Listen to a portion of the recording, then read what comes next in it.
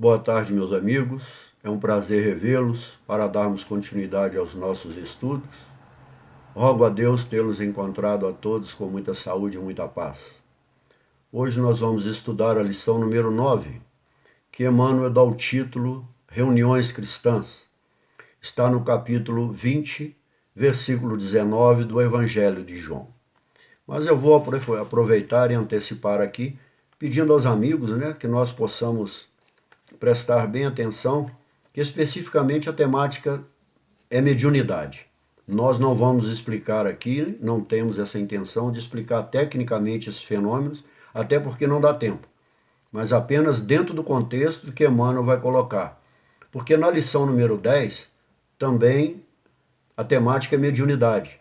Só que lá nós vamos estudar Atos dos Apóstolos, capítulo 2, versículo 17, onde Emmanuel dá o título de mediunidade, e é lá o nosso conhecido Pentecostes. Mas aqui, João está narrando para nós, e Emmanuel comenta, o episódio da ressurreição de Jesus. Jesus, a sua ressurreição, Maria, ao não encontrar o corpo de Jesus na sepultura, ela corre para avisar os apóstolos. João então sai correndo, Pedro sai correndo, possivelmente com João, chega lá e constata que realmente o corpo de Jesus não está lá. Mas ele vai aparecer para Maria Madalena, a partir do versículo 11. Ele aparece para ela. Mas vejam bem que como não só especificamente nesse versículo, no 19, que eu vou ler para vocês agora. Chegada, pois, a tarde daquele dia, o primeiro da semana, e cerradas as portas da casa onde os discípulos, com medo dos judeus, se tinham ajuntado, chegou Jesus e pôs-se no meio deles e disse-lhes: a paz seja convosco. Vejam bem, portas cerradas. Jesus havia se desencarnado. Ele ultrapassa as barreiras da matéria e adentra. Os apóstolos, ao reconhecerem, se espantam, ficam admirados. Como ele entrou se as portas estão cerradas? É isso que nós vamos ver na frente. Jesus diz: a paz seja convosco, ou seja, para harmonizá-los, tranquilizá-los. Então aí há vários fenômenos, que na mediunidade nós sabemos que são fenômenos de alta magnitude. Somente espíritos de muito superior, têm condições de trabalhar e exercer esse tipo de mediunidade, tanto o encarnado como o desencarnado. Esses fenômenos não são corriqueiros e não acontecem de forma espalhafatosa, para propiciar espetáculos, sortilégios, buscar privilégios, de forma alguma. A doutrina espírita trata todos esses fenômenos de uma forma muito séria. E a abordagem que Emmanuel vai fazer aqui, Emmanuel vai remontar ao Antigo Testamento, lá onde há a suposta proibição de Moisés da evocação dos mortos, do contato com os mortos, com os espíritos. Infelizmente usado por duas denominações cristãs, não vamos citar o nome, inclusive em traduções bíblicas, usando nomenclaturas que até então não existiam, como as palavras que nós conhecemos, espiritismo, espírita, médium, e etc, etc. Apenas com o objetivo de denegrir a doutrina espírita. Mas nós não importamos com isso, pelo contrário, eles estão levando a doutrina espírita e instigando espíritos a tentar conhecer se realmente procede essas acusações errôneas.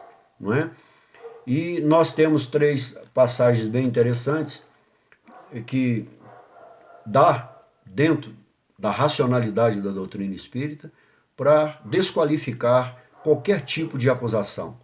Nós temos em Êxodo 22, Levítico 20 e Deuteronômio 17 e 18.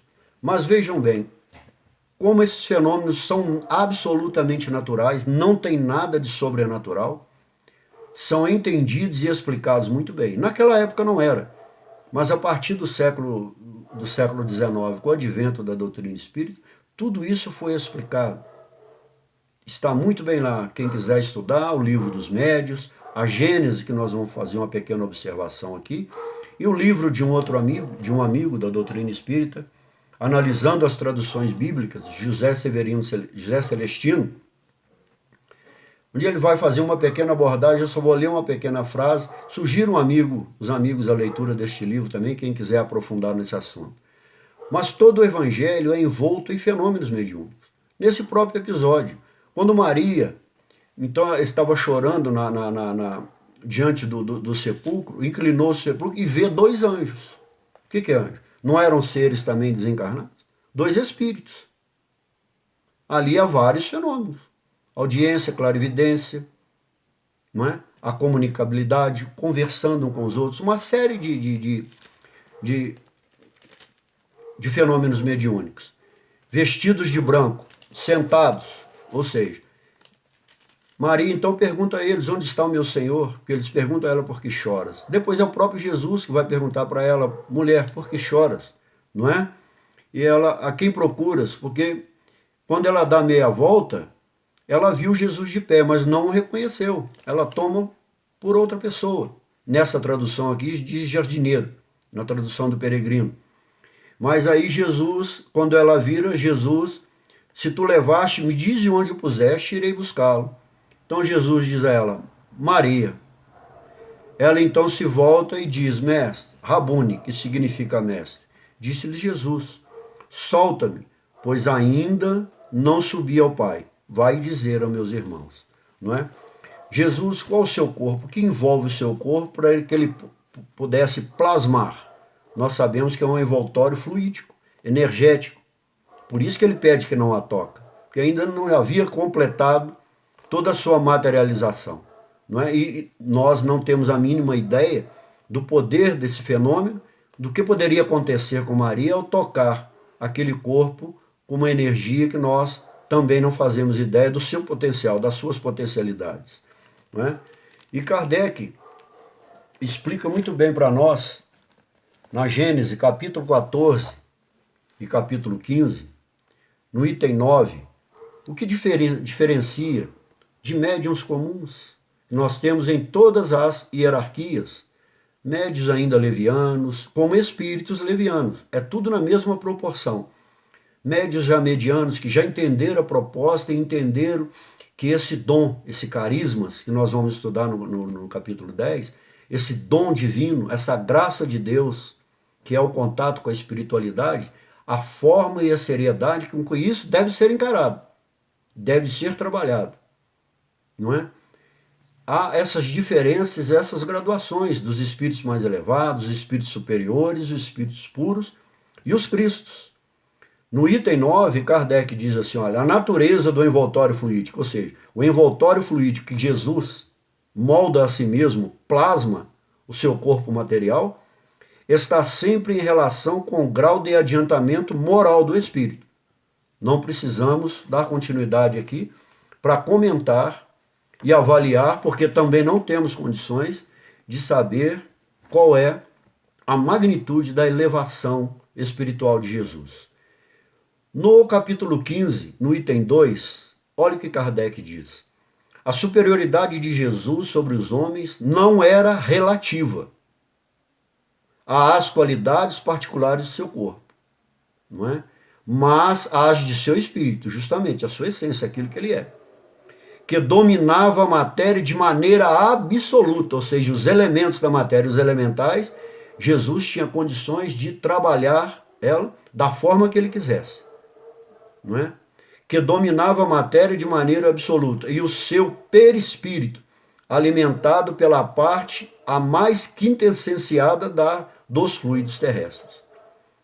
Ou seja, em termos de pureza, de volatilidade, Jesus é a forma mais elevada que veio aqui na Terra. Né? Seguindo Kardec, então, ele fala sobre os médiuns. Né? Nas curas que operava, agia como médium. Pode-se considerá-lo como um poderoso médium curador? Kardec diz, não.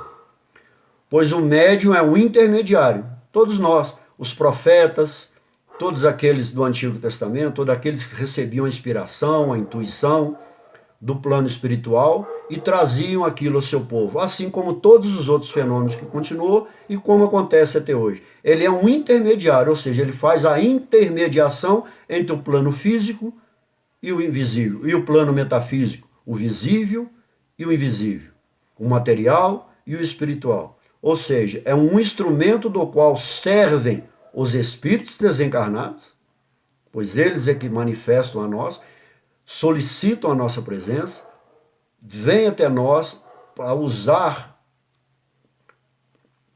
desse dom e dessa capacidade que é natural a todos os seres, não é?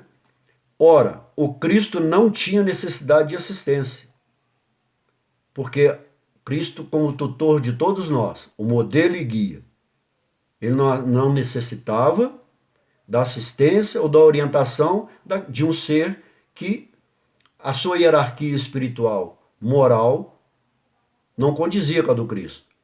Ele que assistia e auxiliava os demais, agia por si mesmo, não é? Agora veja bem, a questão da evocação. Aqui não houve evocação. Aqui é um fenômeno da aparição de Jesus, assim como dos anjos. Foi um ato espontâneo, que ele se materializa, se mostra a Maria, como Jesus também foi de natureza espontânea a sua materialização. Não houve evocação nenhuma.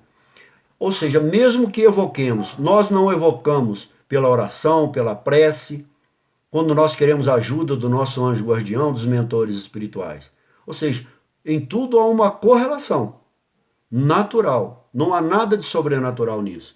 E o nosso irmão José Severino Celestino da Silva, e aí é o livro que eu indico a vocês, analisando as traduções bíblicas, ele nos diz muito bem assim, olha, os espíritas não exigem a presença dos mortos, nem evocam espíritos superiores para deles obterem revelações ilícitas, porque as ilícitas somente com os espíritos inferiores, obsessores, espíritos galhofeiros, brincalhões, mas esses espíritos, quando trazem essas mensagens, há uma correlação também com aqueles que recebem. São espíritos inferiores, encarnados, que se não se aterem para o princípio da moralidade, vão servir apenas de instrumento de uma forma inadequada nessa relação médium encarnado com o espírito. Nem delas tirarem benefícios pessoais, mas esperam as suas manifestações espontâneas, para delas receberem sábios conselhos e proporcionarem alívio àqueles que sofrem. Ou seja, os médiuns sérios, aqueles que trabalham para a caridade, justamente para isso, aliviar aqueles que sofrem, nós, os espíritos, só dirigimos a esses irmãos em momentos propícios, sérios, apoiados em locais e lugares apropriados, assessorados por irmãos em prece, em oração, buscando fazer dali um local apropriado, energizado, fluidificado com energias salutares, para que tudo que aconteça ali aconteça de maneira serena, plena, e o objetivo seja sempre a caridade. Bom, então vamos agora ao comentário de Emmanuel. Emmanuel, para nós ficarmos bem claros sobre o que ele está falando para nós, porque ele vai dizer que desde o dia da ressurreição gloriosa do Cristo, a humanidade terrena foi considerada digna das relações com a espiritualidade. Por quê? O que Moisés vai proibir lá no livro do Deuteronômio é que sejam as comunicações naquela época, como hoje. Ainda há irmãos que usam essa dádiva, esse dom, esse carisma, para manifestações, para evocações e para relações fúteis, desnecessárias, objetivando sim exibicionismos, privilégios e uma série de situações. Aquilo também havia naquela época. Moisés, vendo o excesso daquelas manifestações e a instrumentação daquilo para obter privilégio e poderes, Moisés convoca então um corpo de anciãos e a partir dali só poderá ser feito essas evocações na presença dos anciãos, daquele colegiado de anciãos, não é? A partir de Jesus, com todos os seus ensinamentos, com tudo que Jesus traz, e tudo que ele explica, tudo que ele nos mostra da relação entre seres encarnados com desencarnados, não é? Com a espiritualidade, Jesus nos torna dignos, o quê? Jesus, através do princípio das nossas relações morais, éticas e sérias com a espiritualidade, Jesus faz o que? Um processo de adequação da nossa relação com a espiritualidade. É só estudarmos bem os ensinamentos do Cristo. E, pós-Cristo, o que a doutrina espírita vai trazer para nós na codificação kardeciana, não é? Então, essas relações com a espiritualidade agora tem que ser uma proposta que dignifique essa relação, que dignifique esse momento de estar em contato com o plano espiritual, objetivando trazer um retorno para o plano material, auxiliando, trazendo compreensão, entendimento nessas relações com o plano espiritual. O Deuteronômio proibira terminantemente esse intercâmbio, essa troca de informações, que sempre houve, nunca deixou de haver, em todas as culturas e em todos os povos, com os que houvessem partido pelas portas da sepultura, em vista da necessidade de afastar, olha, a mente humana de cogitações prematuras. Ou seja, foi isso que Moisés proibiu. Ficar cogitando, evocando de forma prematura, fútil, desnecessária, o contato com os espíritos sérios, os espíritos superiores. Até porque eles não se propõem a isso. Eles não vêm, eles não atendem esse nosso chamado. Por isso as mistificações. É isso que nós temos que prestar atenção. Entretanto, Jesus, assim como suavizar a antiga lei da justiça inflexível, olha, com o perdão de um amor sem limites, aliviou as determinações de Moisés. Ou seja, havia aqueles espíritos que usavam isso de forma errônea, até infantil. A inflexibilidade de Moisés deu entendimento, então, pelo farisaísmo, pela inflexibilidade da lei e o legalismo, de proibir terminantemente isso. Não.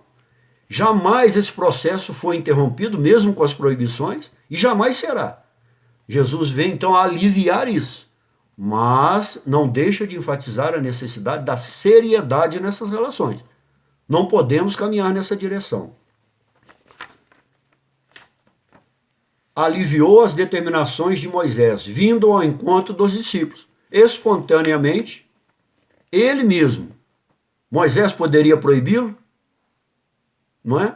Ele mesmo derrubou a lei de Moisés. Ao ultrapassar barreiras físicas, conversar, dialogar e todo aquele processo que aí cada um lê lá no Evangelho, porque não dá tempo de nós comentarmos aqui. Não é? Ele mesmo demonstrou que se o objetivo for sério, ou seja, ele encontra, conversa com ele e diz: a paz seja convosco. Ou seja, ele estabelece ali uma reunião cristã. Qual é o objetivo quando nós nos reunimos na proposta cristã? Não é? Cerradas as portas para que as vibrações tumultuosas dos adversários gratuitos não perturbassem o coração dos que anelavam o convívio divino. Ou seja, nós temos que, como Jesus, ali nenhum espírito inferior se aproximou dali. Estiveram a distâncias enormes. Não haveria a menor possibilidade deles conturbarem aquele ambiente. Há sim em nós, se nós exercermos e evocarmos, não com objetivo como Jesus nos demonstra. Por isso, que portas cerradas são essas da nossa mente? A vibração, a nossa mente, a nossa evocação, a nossa forma de dirigir ao plano espiritual tem que ser séria, com uma proposta séria, com um objetivo sério de servir a doutrina, de servir a humanidade, de servir a Cristo. A caridade é o objetivo maior.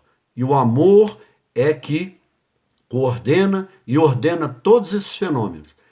Aí, esses irmãos não terão possibilidade alguma de conturbar essas reuniões. E nós sabemos onde as fazemos, nos lares, mas essas evocações, Kardec deixa muito bem claro, somente nos centros, com uma preparação, com um trabalho todo de preparação para que essas reuniões sejam feitas.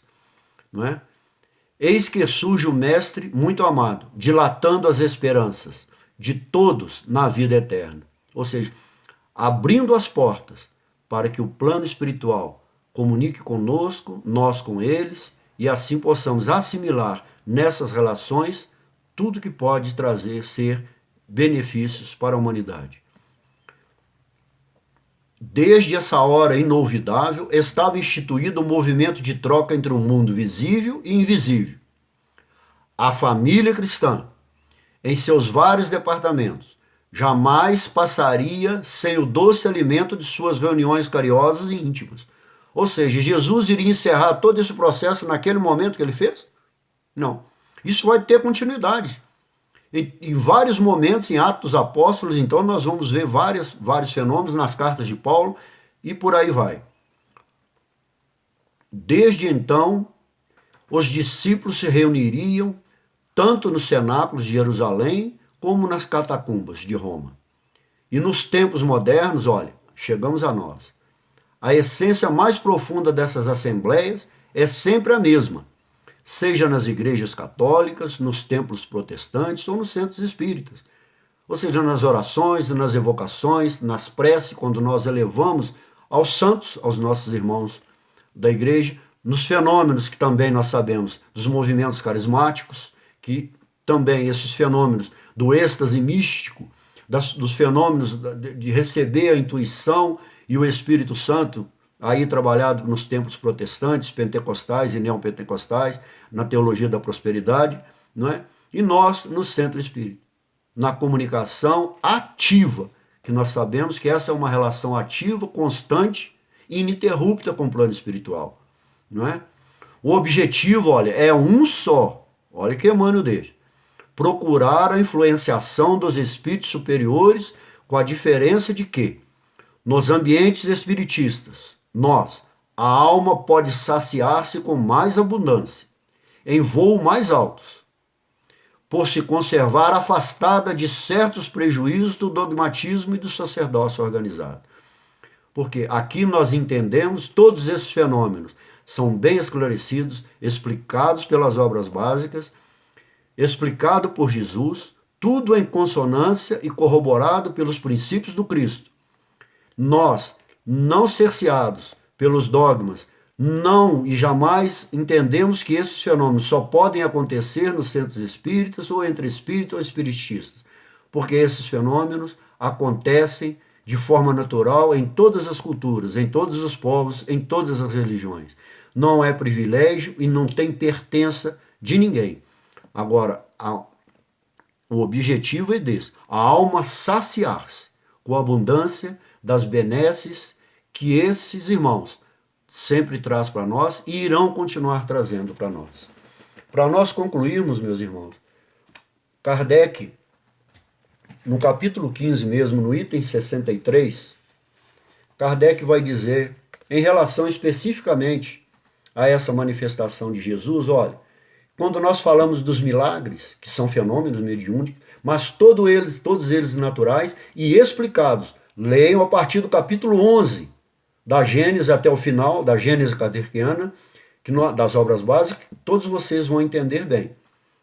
Kardec diz assim, o maior dos milagres de Jesus, aquele que atesta verdadeiramente sua superioridade, é a revolução que seus ensinamentos operou no mundo, apesar da exiguidade de seus meios de ação. Ou seja, de todos que estavam ao seu entorno, da capacidade de entendimento daquilo que aconteceu naquele momento. Não é? A nossa limitação para entender, não é? E todos aqueles acontecimentos que geravam espanto, admiração e uma série de situações. Hoje nós temos o privilégio de ter tudo isso muito bem explicado para o nosso entendimento. Então não podemos fugir a essa responsabilidade, que o instrumento mediúnico, que todas as manifestações, toda a diversidade dos fenômenos mediúnicos, o objetivo é um só: levar ao próximo, trazer à humanidade esclarecimentos, ajuda e aliviar o sofrimento. E nós vamos encerrar, para nós apenas abordarmos algumas questões, e aí nós vamos aprofundar mais quando falarmos de Atos dos Apóstolos, capítulo 2, 17, que aí Emmanuel dá o título mesmo de mediunidade, mas com outra característica. Nós podemos, porque senão nós não temos tempo, nós vamos abordar apenas João, na sua primeira carta, não é? Capítulo 4, versículo 1 a 3. Mas eu vou ler só a primeira parte. Depois nós vamos lá na segunda carta aos Tessalonicenses, na primeira carta aos Tessalonicenses, capítulo 5, versículo 19 e 21. E aí nós vamos entender bem, para encerrarmos, e eu despeço dos amigos, desejando a vocês uma boa semana, uma boa noite, que todos vocês estejam envoltos nessa reunião fraterna, cristã, em nossos lares, nos centros, em todos os templos que evocamos e elevamos o nosso pensamento a Deus. Que o objetivo seja um só: a compreensão, a caridade e o amor. Estejamos sempre imbuídos dos melhores propósitos com as nossas relações com o mundo espiritual. O que diz João? Fica muito bem esclarecido, e Kardec tem vários ensinamentos para que nós possamos verificar se aqueles que vêm até nós, ou aqueles que nós evocamos, não usam e não têm esse objetivo. Nós temos vários mecanismos que nos orientam para perceber que aquele irmão é ainda um espírito inferior, e ele não vai trazer nada de positivo, nada que objetive enganar, ludibriar o nosso semelhante. Então diz João, olha, caríssimos, não acrediteis em qualquer espírito, mas examinai os espíritos para ver se são de Deus, pois muitos falsos profetas vieram ao mundo. Vieram antes de Jesus, vieram no período de Jesus e continuam até hoje. Porque ainda não evoluímos o suficiente para entender a seriedade dessa proposta. Porque ela tá em consonância com o quê? O que Kardec falou para nós antes? Ela está sustentada. A sua estrutura está na evolução moral do espírito. E o que Paulo diz para nós? Olha, não extingais o espírito, não desprezeis as profecias. Olha, nós não podemos desprezar as profecias daqueles irmãos que recebem, por várias formas de manifestações, as intuições e as inspirações do plano maior. Discerne tudo e ficai com o que é bom. É esse o conselho que eu tenho tentado seguir, que eu escuto de vários companheiros, daqueles que nós sabemos que trazem também as mensagens através de Chico Xavier, Bezerra de Menezes e tantos outros irmãos que, com esse dom divino, têm nos auxiliado e continuarão a nos auxiliar hoje e sempre. Aqueles que quiserem, sejam bem-vindos, mas aqueles que recusarem ou acharem que não há um propósito correto nisso, tenham certeza que tantos nós, como os espíritos superiores, também estão em prece por vocês, auxiliando, tornando melhor, mais ameno, menos sofrido, essa nossa convivência e essa nossa passagem pelo plano Terra. Que Deus os ilumine, hoje e sempre. Que assim seja.